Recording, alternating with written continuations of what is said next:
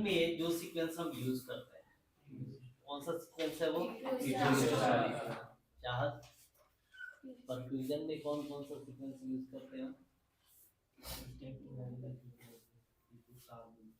T2 star EPI के नाम से T1 परफ्यूजन भी है ठीक है आर्टेरियल स्पिन लेवलिंग भी है जस्ट 2 मिनट के लिए हम बात करें कि परफ्यूजन हम तीन तरह से करते हैं एक तो नॉन कॉन्ट्रास्ट जो कि आर्टेरियल स्पिन लेवलिंग ASL के बेस पे ठीक है दूसरा सॉफ्ट टिश्यू में ट्यूमर को देखने के लिए जो बॉडी में कहीं पे भी कर सकते हैं ठीक है जिसमें सिर्फ परमिएबिलिटी ही नहीं एनाटॉमी और पैथोलॉजी दोनों चीजें देखनी है उसमें दैट इज T1 परफ्यूजन ठीक है और तीसरा है T2 स्टार ठीक है जिसमें हम सिर्फ परफ्यूजन देखते हैं यानी आर्टरी से कैपिलरीज कैपिलरी से ये चीज है अब हमारा कंसर्न है ये उसमें जो बेसिक कंसेप्ट है कि जब कॉन्ट्रास्ट एजेंट जाता है वो क्या है हमारा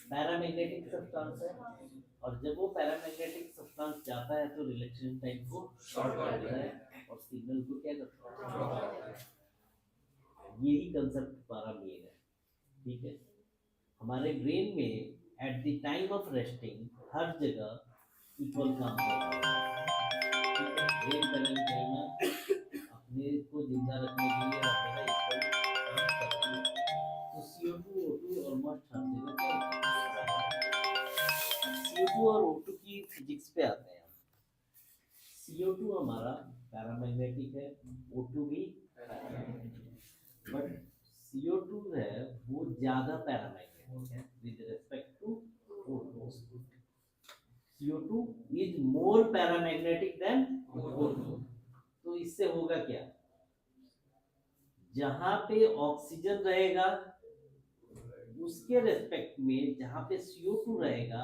वहां पे सिग्नल का ड्रॉप होगा या हम ऐसा बात करें कि जहां पे ऑक्सीजन ज्यादा होगा वहां पे सिग्नल ज्यादा आएगा कोई डाउट सिग्नल ज्यादा कहां पे आएगा जहां पे ऑक्सीजन ज्यादा होगा ऑक्सीजन ज्यादा कहां पे होगा जहां पे ब्लड की सप्लाई ज्यादा हो रही ब्लड की सप्लाई कहां ज्यादा हो रही जहां पे ब्रेन कंटीन्यूअस फंक्शन कर रहा है अगर ब्रेन को रिक्वायरमेंट है तो क्या होगा वहां पे ऑक्सीजन की डिमांड बढ़ जाएगी जैसे ही ब्रेन का जो पार्ट कोई भी फंक्शन करेगा वहां पे ऑक्सीजन की डिमांड बढ़ेगी और ऑक्सीजन की डिमांड बढ़ेगी तो ऑक्सी हीमोग्लोबिन ज्यादा हो जाएगा डीऑक्सी हीमोग्लोबिन कम हो जाएगा और जब ऑक्सी हीमोग्लोबिन ज्यादा हो जाएगा तो वहां का सिग्नल बढ़ेगा कि घटेगा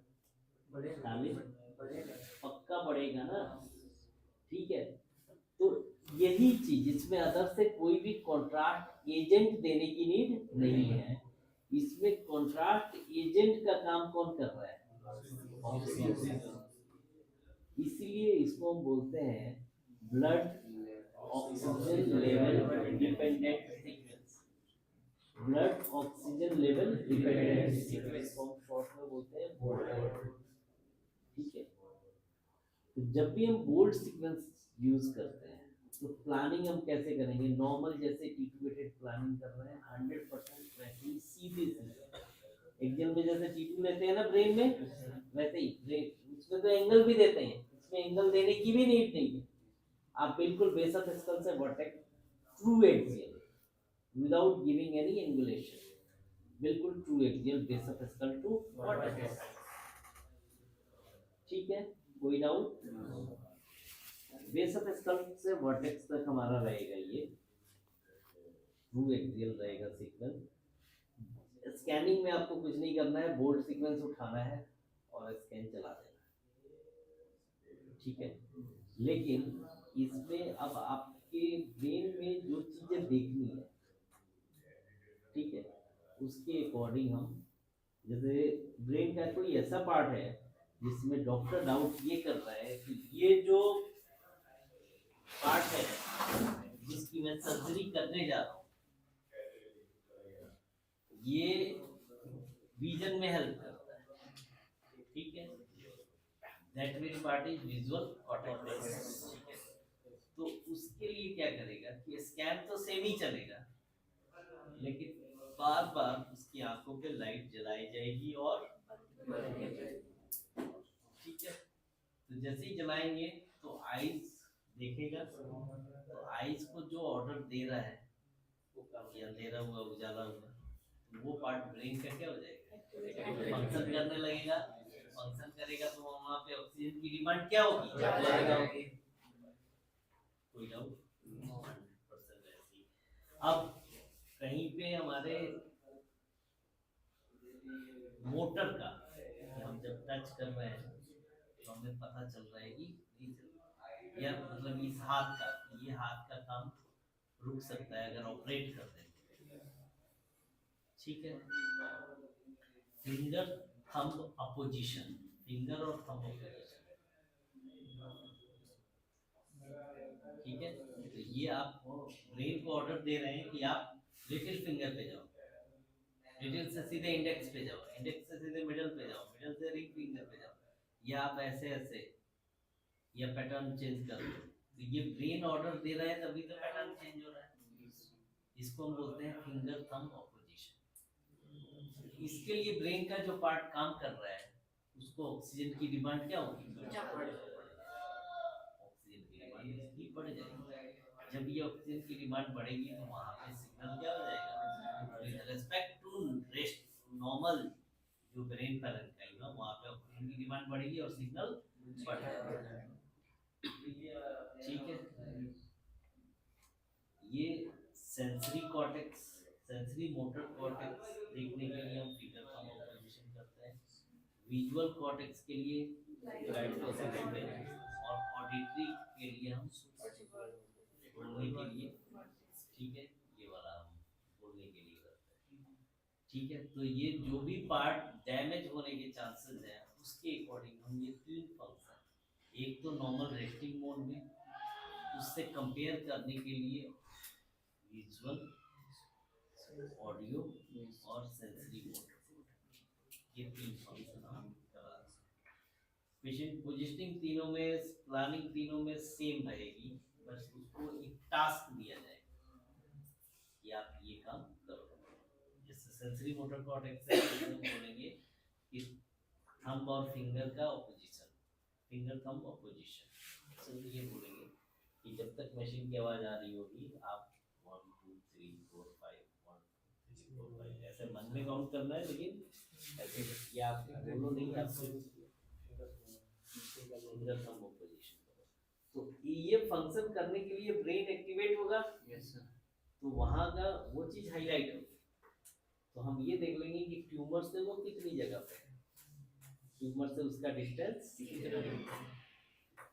सिग्नल कैसे आया ये समझ में आया, कैसे आया हमें, सिग्नल कैसे आया, जहाँ ऑक्सीजन की लेवल जैसे को बोलेंगे 700 करने के लिए, सिग्नल टैपिंग करने के लिए वहाँ पे ऑक्सीजन की डिमांड ज़्यादा होगी, वहाँ पर ऑक्सीजन ये जैसे जब सिग्नल टैपिंग करेगा तो हमारा ब्रेन को सिग्नल जाएगा, वहाँ पर ऑक्सीजन की डिमांड ज़्यादा होगी तो वहाँ से हमारा सिग्नल ऑक्सीजन की डिमांड ज़्यादा होगी, यहाँ पे ऑक्सी हीमोग्लोबिन बढ़ जाएगा, and oxy haemoglobin is less paramagnetic than deoxy haemoglobin more paramagnetic है। तो डीऑक्सी हीमोग्लोबिन में सिग्नल ड्रॉप होगा और ऑक्सी हीमोग्लोबिन में सिग्नल बढ़ेगा। ठीक है, सीक्वेंस में हम एक्सियल बोल, हाँ, सिर्फ फंक्शनल एमआरआई भी लिख के आता है। ठीक है, अब वो सिर्फ जो फंक्शनल एमआरआई हमें करना है उसमें ये देखना होता है कि कोई पार्टिकुलर ट्यूमर है, उससे उस फंक्शनल पार्ट का डिस्टेंस कितना। तो ट्यूमर अगर आपको प्लेन में ही दिख जा रहा है तो आप T2 और T2 फ्लेयर लो और आप बोल्ट सीक्वेंस चला दो। अगर ट्यूमर प्लेन में नहीं दिख रहा है तो फिर आप क्या करोगे, प्लेन की कंट्रास्ट करोगे, उसके बाद ठीक है बोल्ट सीक्वेंस चलाओ। तो दो स्टडी हो गई, फंक्शनल एंड ब्रेन। मल्टीप्लिकेशन में क्या होता है कि हमें उसका नेचर भी पता करना होता है। यानी स्पेक्ट्रोस्कोपी भी चलानी होती है, ठीक है। उसका परफ्यूजन एरिया भी देखना होता है कि वहाँ पे परफ्यूजन कितना है। तो brain with contrast, perfusion, spectroscopy, tractography, ये सारी चीजें एक साथ फंक्शनल अलग से डिमांडेड है, तो ये एक साथ हम करते हैं। उसके बाद उस डिजीज पे हम जाते हैं, ठीक है। डिजीज का पता चल गया, अब डिजीज से वो कितने डिस्टेंस पे है, डिजीज से वो कितने डिस्टेंस पे है। ये डिस्टेंस मेजर करने के लिए अगर वो लीजन T2 या T2 फ्रेम अच्छे से दिख रहा है तो T2 T2 फ्रेम लेके फंक्शनल वन कर देंगे, अगर नहीं दिख रहा है तो brain with contrast cost done. अब ये दिखेगा कैसे, ठीक है। इसके बाद से फोन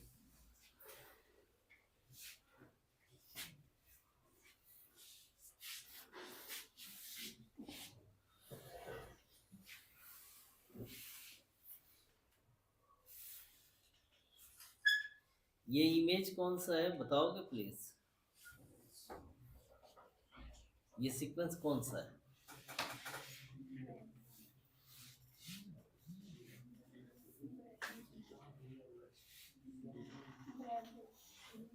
कौन सा? बोलो बोलो। Bravo, very good. ये ब्रेवो है या T1 SPGR, ब्रेन वॉल्यूमेट्रिक, उसकी भी फिजिक्स वही है, ठीक है। या T1 SPGR, उसको T1 इन्वर्जन भी बोलते हैं। ये स्टेडी स्टेट का मॉडिफिकेशन है, ठीक है। कोई डाउट? इसमें 3D सीक्वेंस है, ये T1 वेटेड है। सीधी सी बात है कि हम क्या बोलेंगे, T1 वेटेड 3D सीक्वेंस है, मेनली ये ब्रेवो है, ठीक है। अब इसमें आप देखो एनाटॉमी, कॉर्टेक्स, ये सारी चीजें कितनी अच्छी प्रॉपर विजुलाइज हो रही हैं, ठीक है। वाइट मैटर अलग, ग्रे मैटर अलग, सिल्वियन फीचर अलग, ठीक है। तो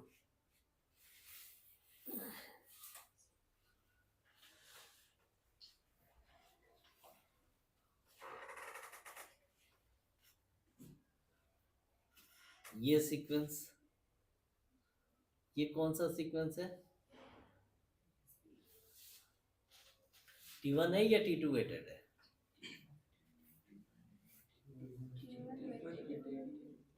कौन सा है? T1 weighted. कैसे पहचाना?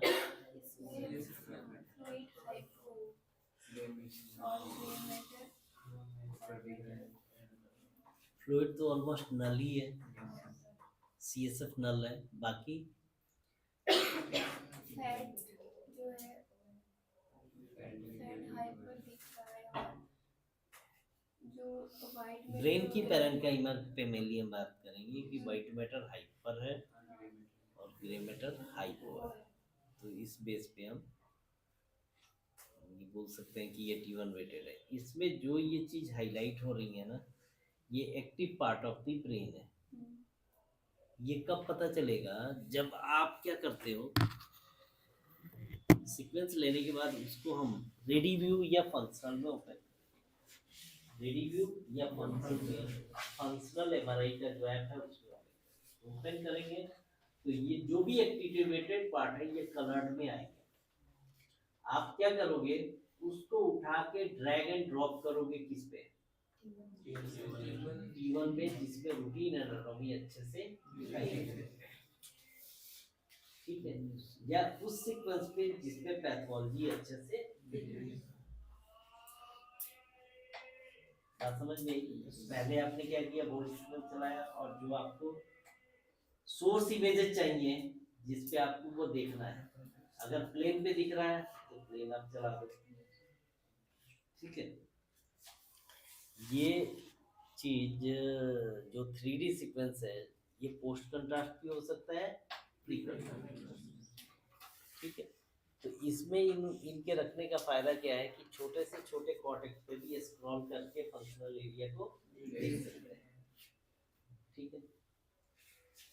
तो पहले उसको ओपन किया, ओपन करने के बाद जो भी फंक्शनल एरियाज दिख रहे हैं उसको ड्रैग करके रूटीन T1 वेटेड या T1 पोस्ट कंट्रास्ट या प्लेयर या T2 पे हम रखते ही हमें एग्जैक्ट लोकेशन उसका पता चल जाए। पहले जो दिख रहा है वो तो लोकेशन नहीं पता चल रहा है ना, वो तो सिर्फ दिख रहा है कि ये एक्टिवेट पार्ट है, लेकिन वो किस जगह का एक्टिव पार्ट है, कौन से सर्कस का, कौन से गाइडस का, टेम्पोरल लोब का, ऑक्सीपिटल लोब का, फ्रंटल लोब का, ये सारी चीजें आपको दिखेंगी।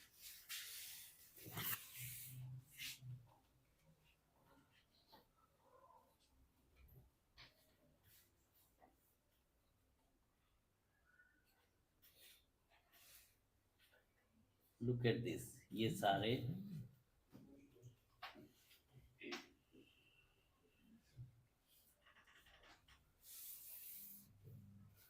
सारे ऐसे आपके T1 वेटेड इमेज पे आएंगे, ठीक है।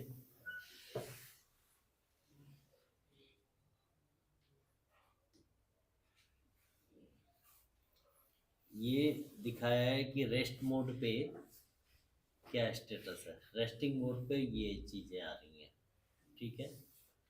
सेम इमेज नीचे रखी गई है सेम प्लेस की, सीइंग आइटम, रीडिंग डिस्क्रिप्शन और हियरिंग, रीडिंग सीइंग और हियरिंग, यानी क्या हो गया, ऑडिटरी विजुअल और रीडिंग में क्या हो गया, हियरिंग, रीडिंग तो ओरल वाला हो गया, ठीक है, टंग वगैरह से रिलेटेड कुछ हो तो उसके लिए ये किया गया है, ठीक है। तो उसमें ये फर्क दिखाया है कि नॉर्मल में कैसा है और जब हम मतलब कोई टास्क देके कर रहे हैं तब कैसा है।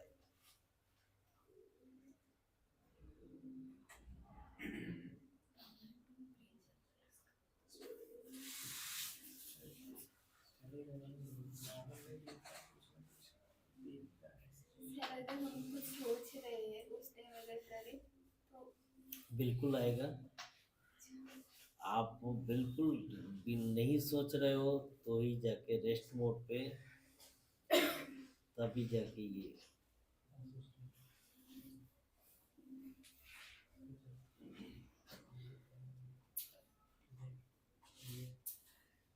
ये देखो,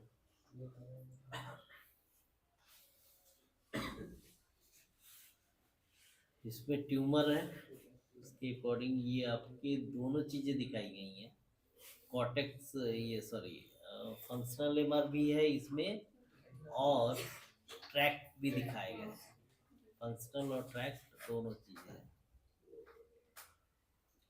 ठीक है।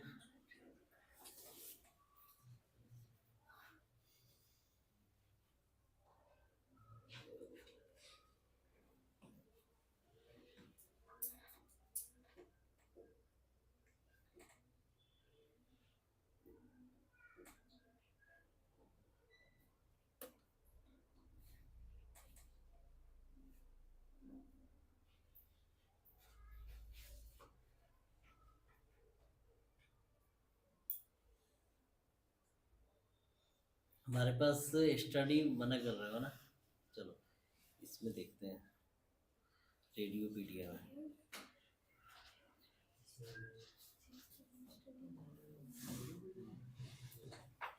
बेसिक क्लियर हो गया,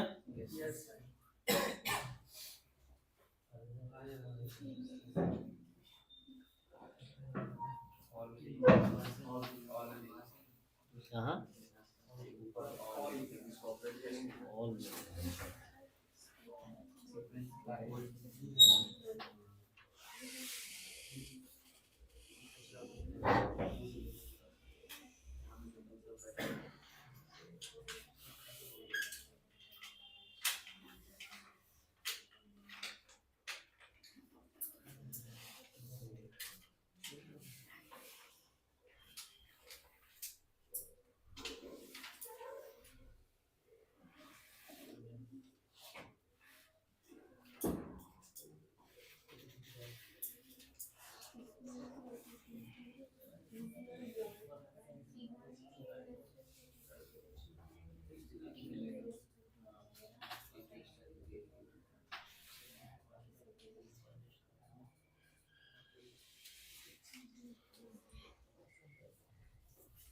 as you can see, exit the board.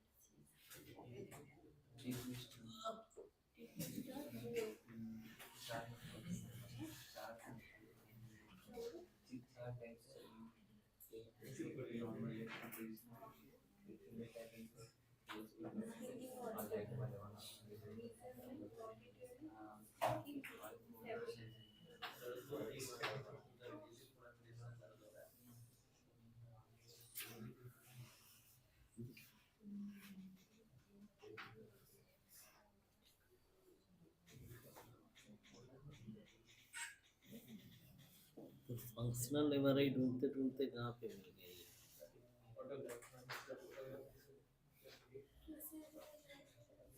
ये कुछ और ओपन कर दिया है क्या? मैंने देखना है।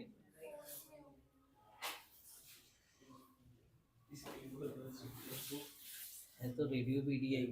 अच्छा, कोर्स ओपन कर दिया था।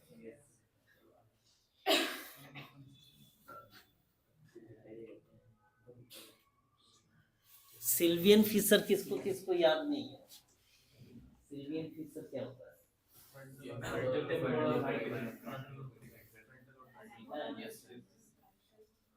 बाहर से कल पूछा सिल्वियन फिशर के बारे में। एसी ज्वाइंट की तो आप ये बताओ इसमें इंस्टीट्यूट की या टीचर की क्या करो? आप ऐसे फील्ड में उतरोगे तो आप क्या लेके जाओगे? और मेरे साथ पता है क्या दिक्कत है? मैं सिर्फ इज्जत और नाम के लिए ही पढ़ा था। थोड़ा मेरे को खुशी मिलती है, आप बाहर जाते हो लोगों में आता है कि आपके स्टूडेंट अच्छे हैं, तुम अच्छा करते हो, तो मुझे लगता है कि मैंने कुछ किया, मैंने अपनी ज़िंदगी में कुछ किया। लेकिन इतनी मेहनत के बाद फील्ड में उतर के पूरा लीपा पोती करके रखते हैं। एसी ज्वाइंट भी कोई नहीं बताएगा ये उम्मीद थी, यानी तुम बिल्कुल भी नहीं पढ़ रहे हो। और आज भी उसकी ड्यूटी, आज तो छुट्टी है, आज ऑफ है तो भी नहीं आया क्लास।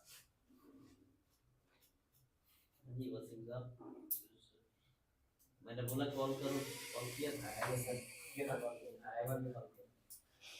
आया नहीं? कॉल किया था ना? मैं भी किया था, नहीं उठा। चलो ये ओपन करो। Functional labour language task. इसमें सिर्फ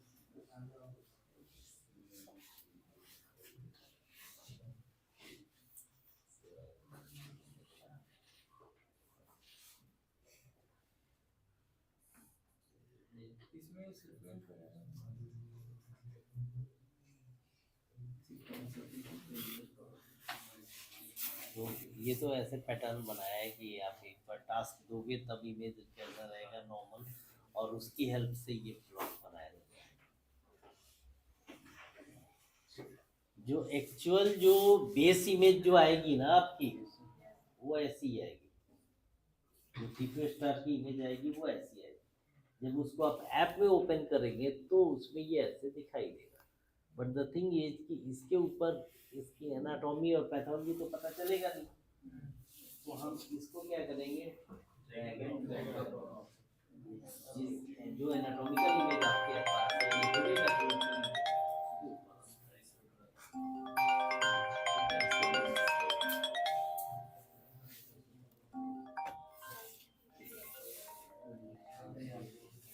जी। आप पहुंच गए?